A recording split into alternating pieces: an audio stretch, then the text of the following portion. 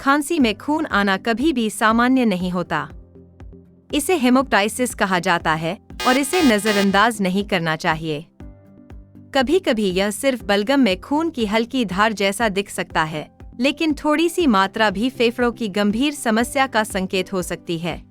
इसके आम कारण हो सकते हैं टीबी, फेफड़ों का संक्रमण, ब्रोंकिएक्टेसिस, फेफड़ों का कैंसर, रक्त नलिकाओं या श्वसन मार्ग की बीमारियां। अगर खांसी में खून बार बार आए, ज्यादा मात्रा में हो या अचानक शुरू हो, तो कारण जानने और रक्तस्राव को नियंत्रित करने के लिए थोरेसिक सर्जन की जांच जरूरी हो सकती है। खांसी में खून आने को नजरअंदाज न करें। समय पर जांच जीवन बचा सकती है।